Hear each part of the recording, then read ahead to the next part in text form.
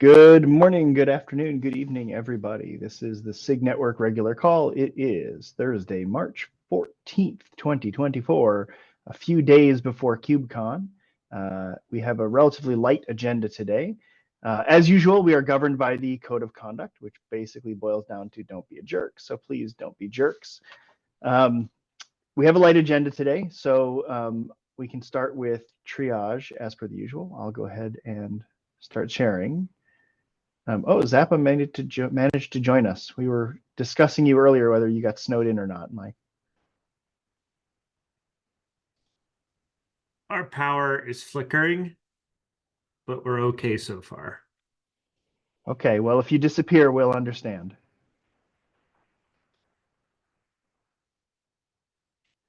All right, can everybody see my screen?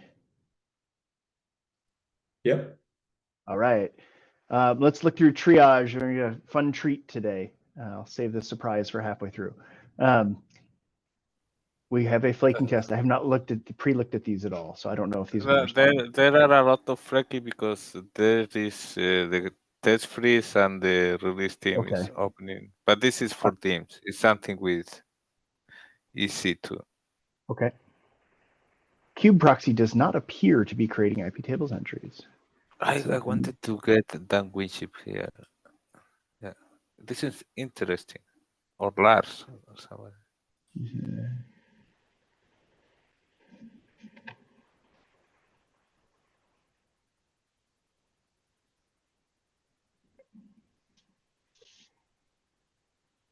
So the first go stop there. The first thing is just up. The first thing Ron is there. It says primary IP family IPv4, and the config says that they have an IPv6 IPv4 cluster. I don't know how that works.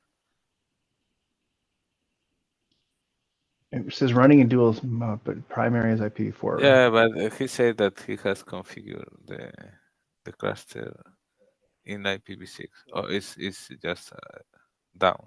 You just scroll down at the bottom.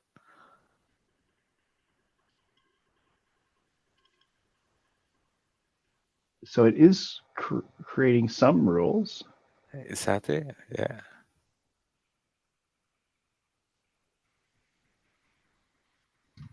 Okay, and it's on Weave, which, if I recall, just seeing something recently, Weave hasn't been updated in a couple of years, and now they are out of business.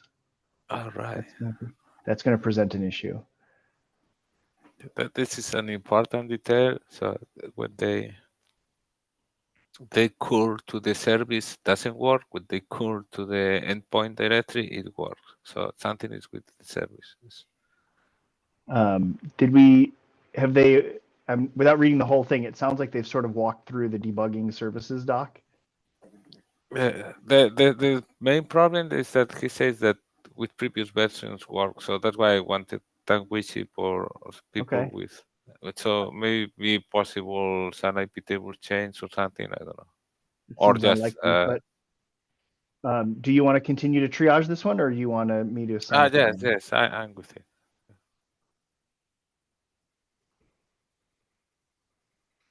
Okay. We have CI for the exactly same. Exactly. If this was really failing, we would know.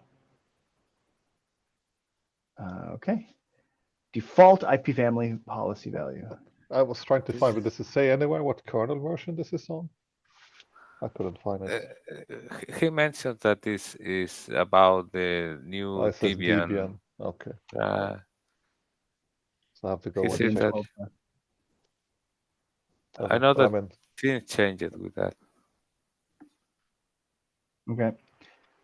Default IP family policy value. You'd like to set it to prefer dual stack, which we made a choice explicitly not to set it to prefer dual stack back when we were designing all this. I'll take this one. It's fine. It's not. Go down. I think that he managed to solve this problem. Oh no. So the thing is, with the Kubernetes.default, you cannot change that. Yeah. That's single stack hard code. You should dig into that. We have a separate cap open to make that. Yeah, but we discussed it the other day, Dan Wisip and I, for another reason, and the problem is that it opens a lot of a can of worms with I don't remember now. But yeah, there is a cap. All right. And isn't this we have defaulting webhooks? I mean, can bring your own. It is possible to do the defaulting in the webhook. I seem to remember we jumped through hoops to make it possible to see that as nil in the webhook. But I'll have to go back and revisit that. But if they're specifically asking about Kubernetes.default, like that's a different game. Also, especially you because have it specifies its own IP address, like it's a static assignment. So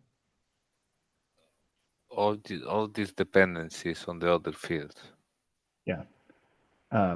Okay. Another flake. Let's just ignore flakes for the moment. Cap C is Windows. Yeah. Load balancer tests do not assume particular cloud providers don't support features. Yeah. Yes, that's true.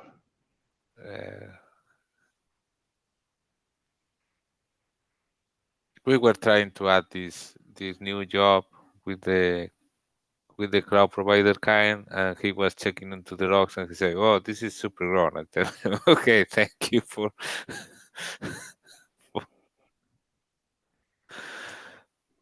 I'm just going to accept this one because I agree. Oops.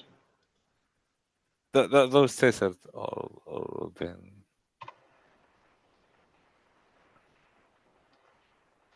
Okay, kubeproxy inconsistent behaviors about disabling health check server and metric server. Opened 2 weeks ago.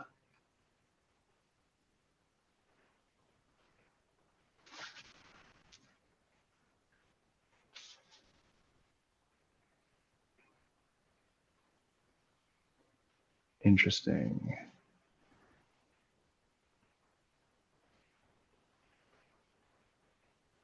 Yes, these two fields are evolved, so it's not surprising that they're inconsistent.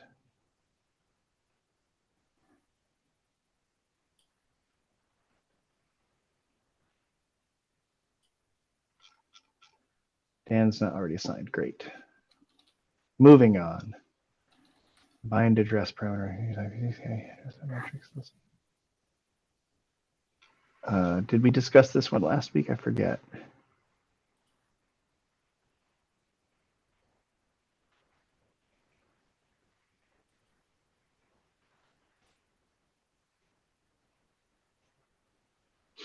Oh, okay, looks like we can update the docs.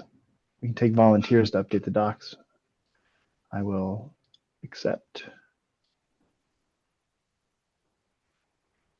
And let me change the title.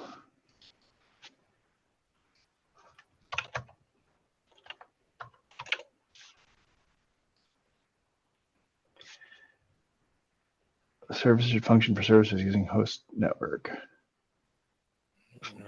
Assigned to me, I think that all. Oh wow, it's the infamous thing. Did you remember why last time we talked about it? Why hostname override is important? What is doing, just not important. Isn't hostname override telling kubelet to create a node of that name?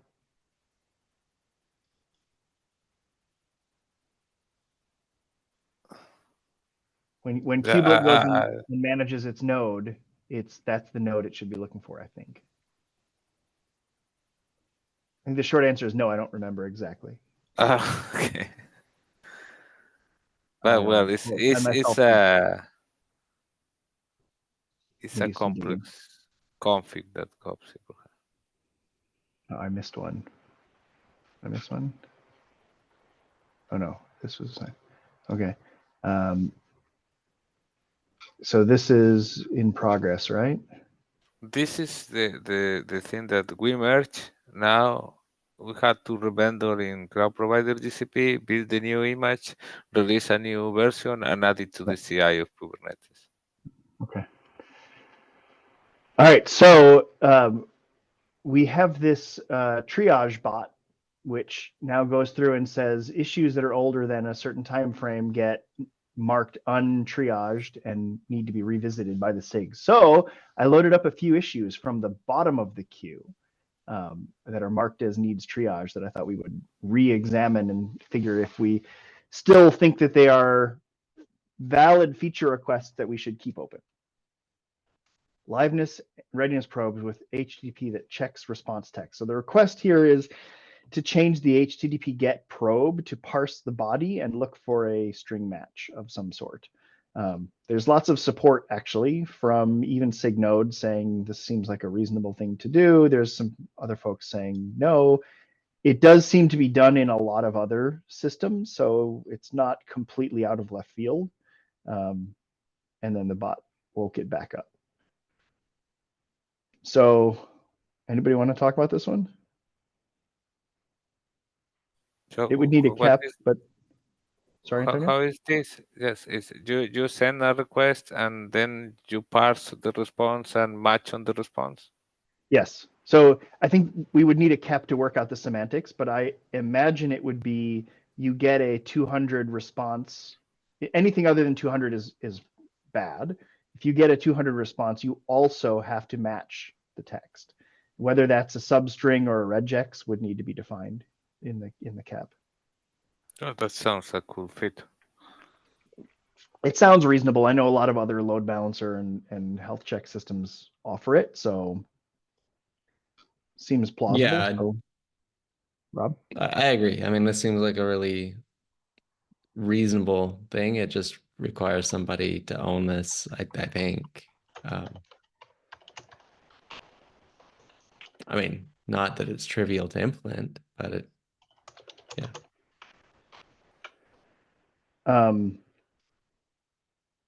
So here's a question for you, Rob. Maybe you know best. I know in various places the pod probes become used for load balancer health checks. Does this mean if the probe requests a text match and the load balancer doesn't support it, that like what happens? Yeah, TBD. I know that it's something that exists and like Ingress GCE tries to derive that. For example, if health checks aren't set in any other way, but that's been very problematic for a variety of reasons. There's already a lot of limitations around that, so this would just be another limitation. So, obviously in Gateway API we have, the API that we're defining here is really intended to be, I think, for kubelet, though it would be good to understand how widespread the idea of other LBs, other implementations trying to parse, and see what happens. Yeah, maybe that's just Google being stupid. Okay. Yeah, I'll say we intentionally did not repeat that same behavior on Gateway. So not something we love that we do. So Cool. I think that the actual response is actual truncated. It's limited to, I don't know. Yeah. Okay. Cool. Accepted. Kubelet should track TCP mem stats along with CPU RAM disk. I don't have enough context to even really talk to this. It sounds reasonable, but I don't know what's involved. Which stats are tracked in this? The CPU RAM, is this the C advisor thing? I think this would be plumbed through C Advisor, yes. Yeah, no idea at all. I heard that they were trying to decouple C advisor or something like that. I commented there, but how old is this thing? 2018, so 6 years. These are the oldest issues we have that are marked needs triage. So it was an update a year ago.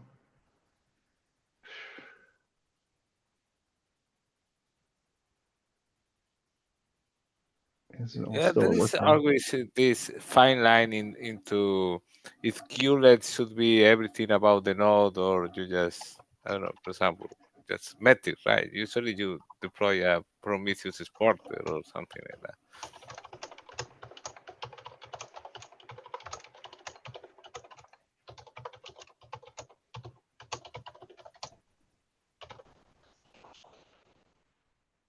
All right, well, we can always revisit. Allow setting host name of when host network is true. Didn't we fix this? No. I seem to recall fixing this.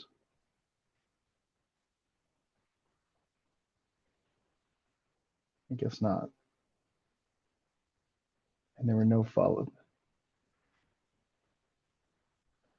All right, I'll save this one for myself and look at it. Support for split horizon DNS. DNS alias in your services with dotted names. Okay. I think that this ends with you asking for a cap.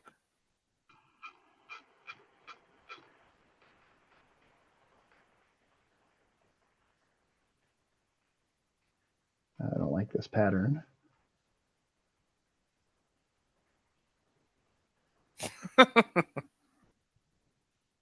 Okay.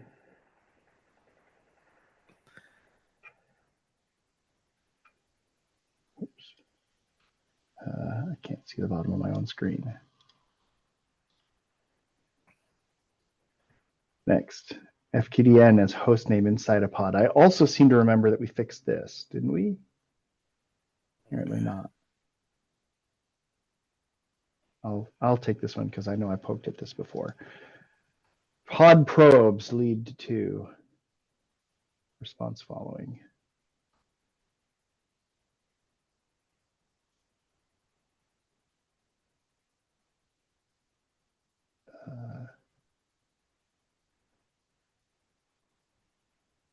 This is all clear.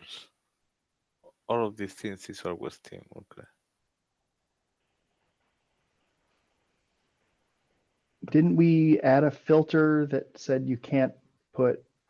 You see, team there. I thought we had added a filter to not allow link local and loopback addresses.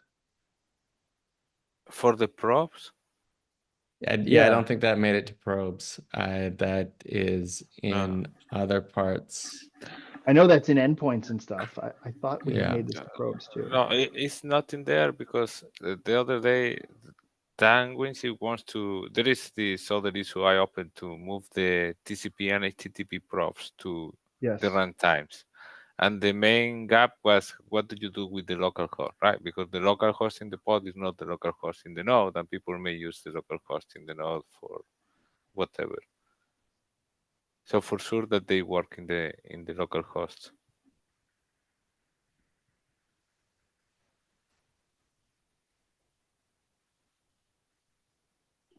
I think the problem was the security.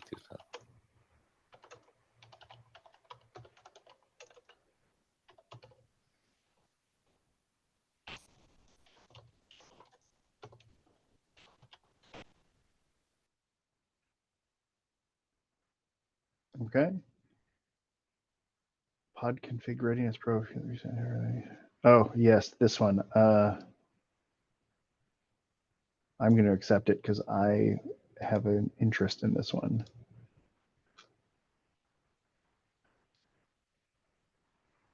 Okay, we'll wrap up in just a minute. Oh, we're already at halftime. Sorry. Let's just stop here. And anybody who feels so inclined, we're stop sharing. Anybody who feels so inclined, go ahead and load up the triage needed label with SIG Network. Go to the end and scan backwards. There's some really interesting ones there. A lot less noise to signal. Some of them I think we're going to close as, you know, this has been open for 3 years and we're not doing it. Some of them need to be repoked with new information. Antonio, I think you are our agenda today. I've already given you host, so you can share. Okay. Yeah, it's about, I mean, recently with certain things I had to do and with Q&A and Mike's presentations and other people's presentation, I found something interesting I want to share. And the spoiler is, can you see the? Yep. The spoiler is Yep. okay. The spoiler is I ended saying, "Oh, DRI if can fit into the problem of solving the multi-attachment of NICs to the pod." So, can you see my screen or not? Because I only see my Yes. screen. I don't see anything. Yes. Yep. Oh, okay. So this is at the high level the problem that I consider the problem that in SIG Network we have with the network runtimes. Thanks to Mike that he has different diagrams showing the paths, but basically when you create a pod and it gets to the kubelet first sends a RPC call that run pod sandbox, and this starts creating the network namespace. And for creating the network namespace, it exits a binary or a set of binaries that are the CNI plugin, right? Defining the JSON. And this is the CNI add. And during this call is where network plugins like Calico, Flannel, Sirium, whatever, used to implement all the features, right? There are the most basic plugins, just create a VS pair and give an IP, and others can install network policies or redirections or whatever thing, right? This is basically how everything is working today across the ecosystem on the network. So what is the problem with this?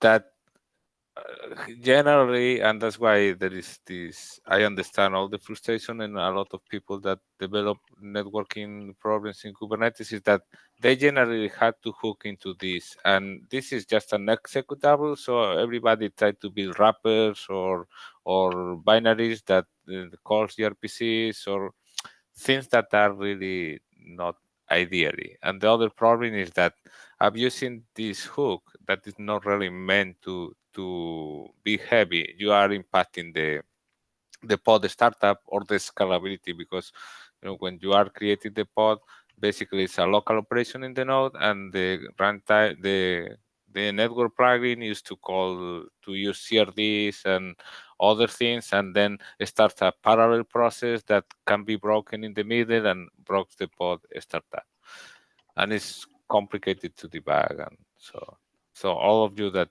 are in networking for sure have this problem with one or other time. A good example of complexity added on this hook is this. This is the diagram of the CNI add on a Sirium implementation, not the special features. I was You going to say, don't saying abuse is being nice. but and then this is Yeah, but our fault, right? no. Yeah, but that's sort of it's yeah. It has. But what I'm trying to highlight here is every of these calls that go out to kubelet or to Kube API server is a point of failure, right? And an scalability bottleneck. Yeah, I know. I'm completely with you there.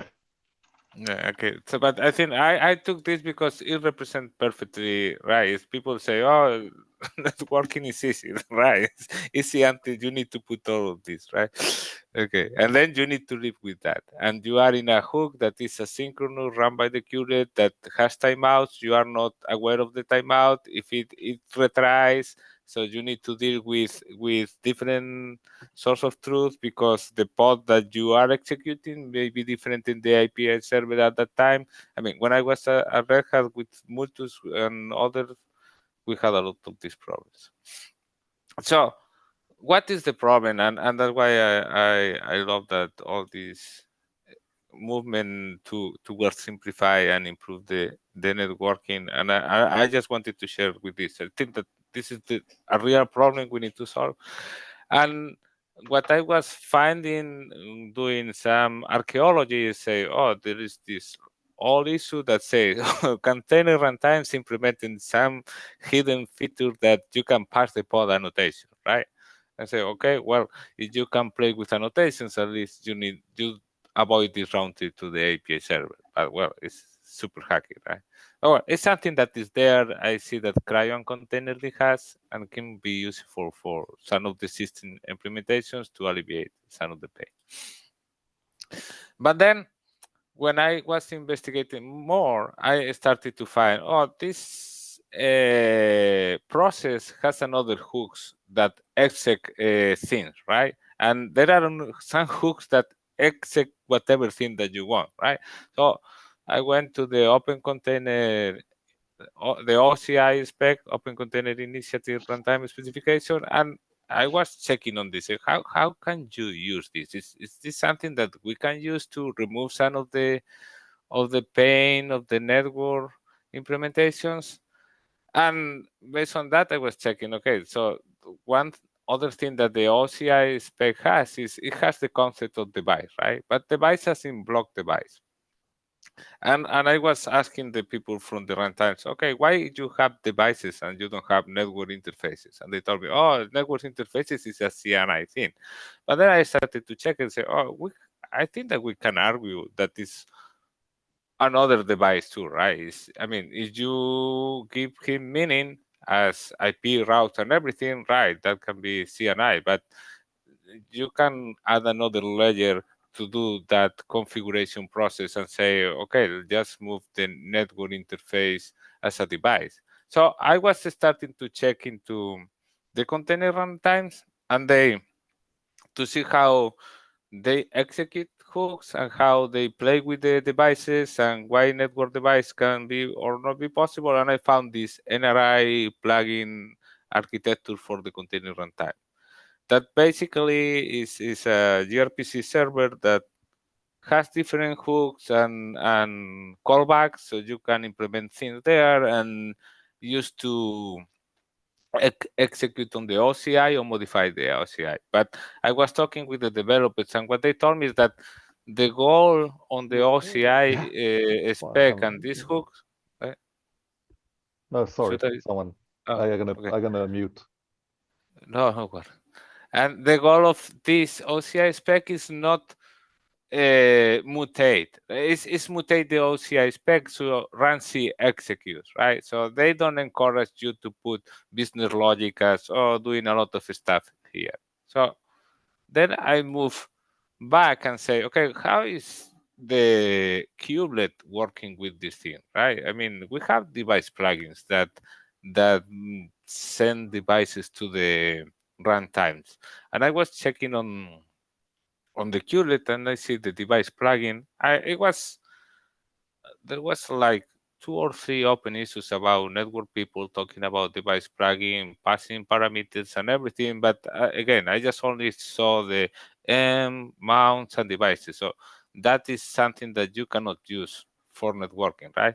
But then in the last release, the NVIDIA people and all the DRA people introduced this thing of CDI device, right? I was wondering, what is this CDI device?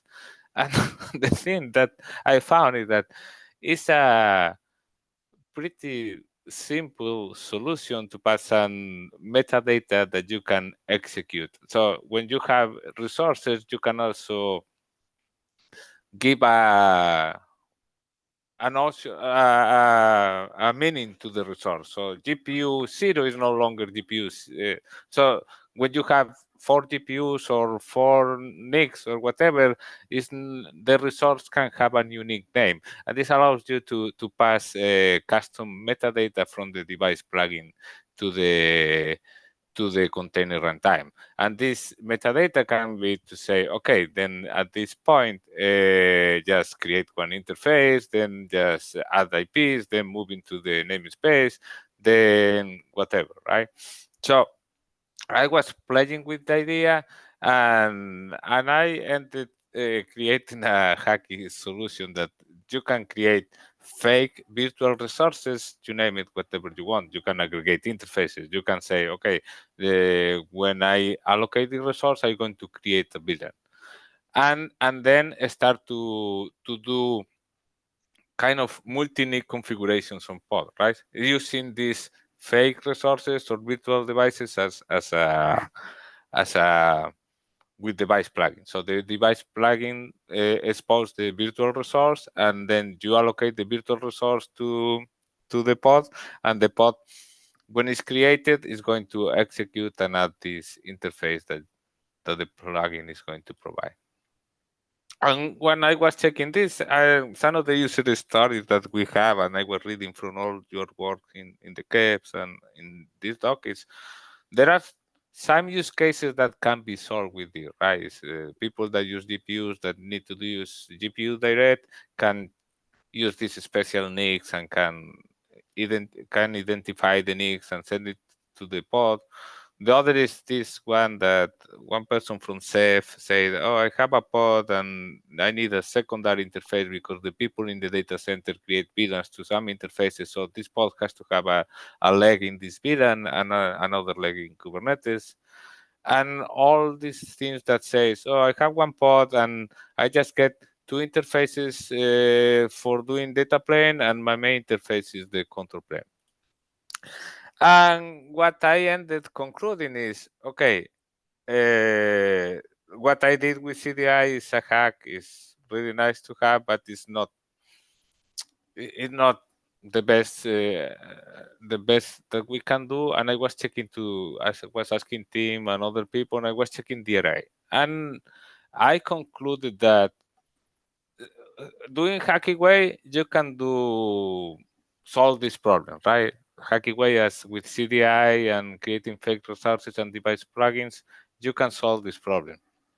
But the DRA is the DRA KEP is still in flux, right? And has this problem statement in the scope is I need to attach some network interfaces to GPU direct.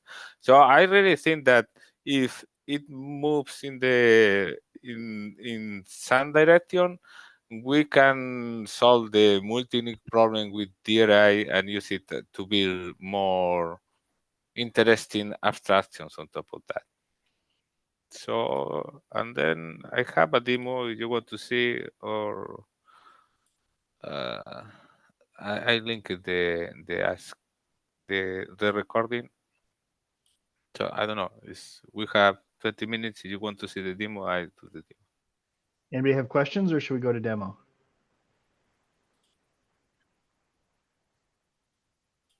Per, you have your hand. Yeah. So I have a few questions. First, when you say unique device, right, do we mean unique name within the namespace and not globally unique, right? Has to be clear, because be more specific. There are a lot when of you say a device, namespaces. an interface, it's a device, right? But it needs to be unique within the network namespace that it's created within, not globally unique for the whole system. I just question sort of. So, no, I'm super happy when I see this. So one is sort of, when can this be created? It's still at pod startup, right?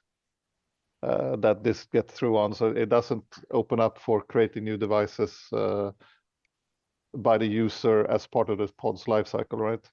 Or is that possible? Yeah, that the pod doesn't have so it is created and is removed. You don't have hooks in the container runtime to you are going through the hard pluggable thing. Yeah.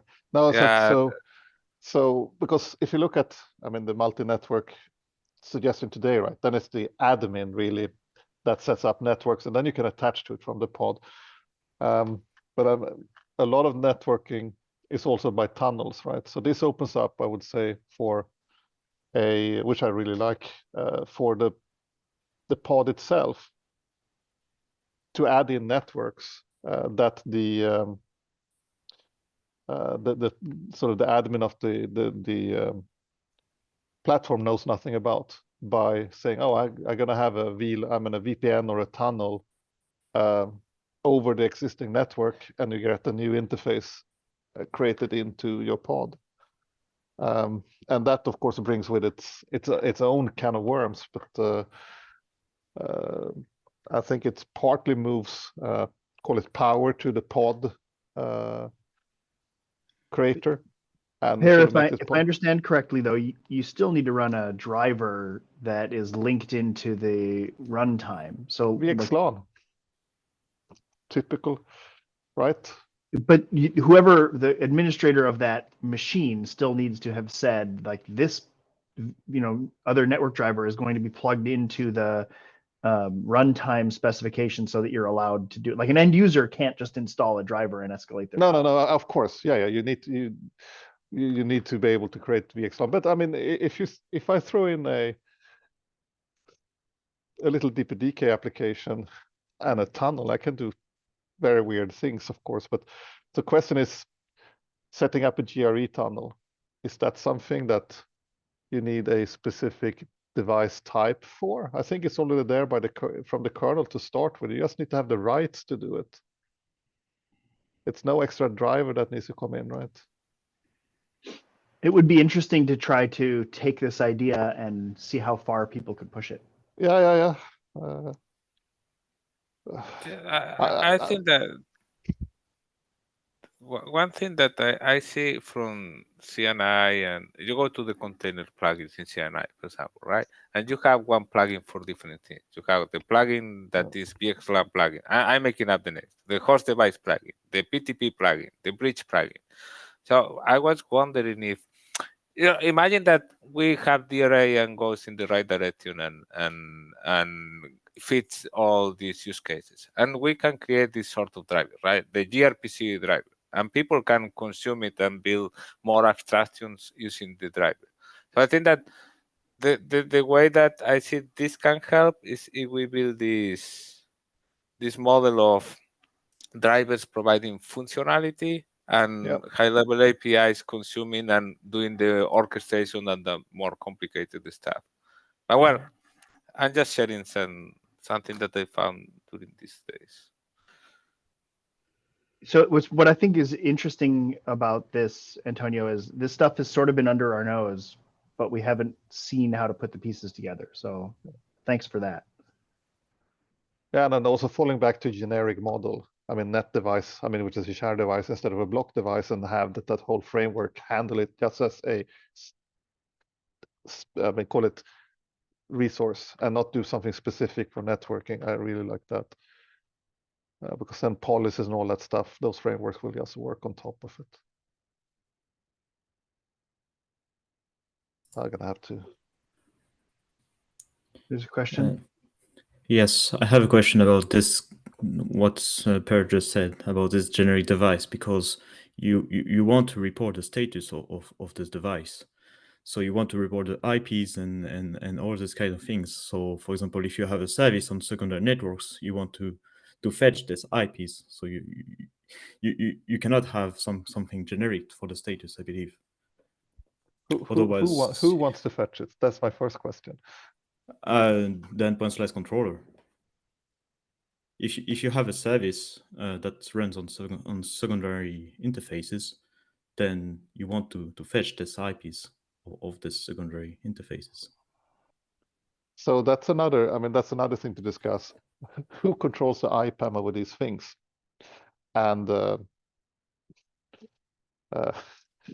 so I see what Antonio's shown here is really the last mile. This is the how do I put the interface into the pod, exactly, right?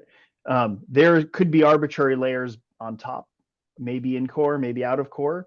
The question of services on a secondary network is itself a very contentious question. But you understood. There's some status aspect of this that isn't covered here. Yeah, but right now, one relate to that. If you've been in the DRA, is DRA is contemplating some report back on status on the resources claim and all this stuff? It's very little that's built into the pod because we don't know anything about it, right? We can't have a schema there. I don't know if you saw, I wrote on the multi-networking list, and then also Antonio and I talked a bit, but sort of I started to classify things in network aware containers in pods and network non-aware. And we want most of the code to be network non-aware. And that sort of sets up certain rules what you can do in the pod. I mean, you can't start using VR and not a container that is not network aware will never use VRFs. So it will only fall back to the default routing table that sits in the network namespace, right? And you can add in interfaces, but you have to know what you do, right? Sort of what's behind these interfaces, and then either say that, oh, they can only be, I mean, native, I mean, call it one subnet with no further routes and so on there, or you're going to have to sort of you have to be very careful when you do these things. For more advanced applications, well, then you can set up more complex structures. So the question is really sort of who should be able to set this up, and sort of I think it's hard to stop anyone that really knows networking from start doing things in the network namespace. I mean, this just shows another way to open up and put in a device. So somehow I think there needs to be some firewalling to say that if you start doing things where your applications are network aware, then make sure that the parts that are not network aware still works. And I mean, if I put in another default route in my pod, then I cannot call up and ask the platform owner why it doesn't work anymore. Yeah, but the one thing that I wanted to highlight and when I showing this is because I see a lot of people thinking that they cannot progress because they don't have enough capabilities. What I'm trying to say is there are a lot of things that people can start doing right now. And so that's the other thing is I see a lot of, let's try to come up with this fully fresh solution and in one shot and try to get it. And as you are saying, with the network, we can do a lot of things. And there are maybe some assumptions that we are not considering or some assumptions that are going to be wrong. So I think that experimenting, proving, validating assumptions is good. And we can start doing more exercises. I'm really sad that I'm not going to Paris next week because I would really want to have some sort of offhand discussion on this with you. But it's yeah, I mean, what I really see here is, look, we have this extension mechanism that I didn't know about, that it sounds like other people didn't know about, or at least didn't know about in completeness. So we have opportunities for extensions that we hadn't even really considered. It's, in some sense, it's unfortunate that things are as complicated as this, so that we don't know how all the pieces even fit together. On the other hand, like, this is pretty natural evolution of a system like this. So I am excited about this purely from I didn't know we could do that point of view. Yeah. Okay. Antonio, do you want to do the demo, or you're done? We've only got 10 minutes left.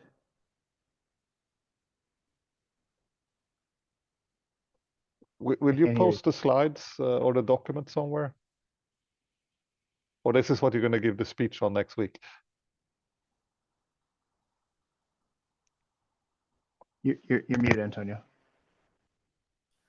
The presentation is linked in the meeting notes, and the speech is just, I think that the most important now is that we have different things in flux with a lot of passion, and with I feel that with a lot of the chaos. So I think that we are able to identify some streams and agree on certain things and disagree on the other ones, and start to, I don't know, to channel this energy and start to think in a more long-term multi-year project and milestones, and what do we want to achieve for this year, what do we want to achieve for the next year.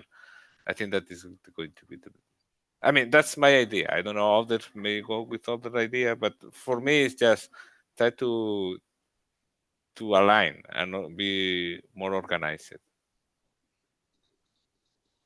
Yeah, there's so many things in flight right now. Like, DRA has a major upheaval in 30, and I expect it will change again in 31 in pretty significant ways. But I do see, I think there could be a convergence here. I was talking earlier this morning with folks. I don't know if this solves all the multi-network problems, but wouldn't it be neat if we could bring all these pieces together to solve some of them, right?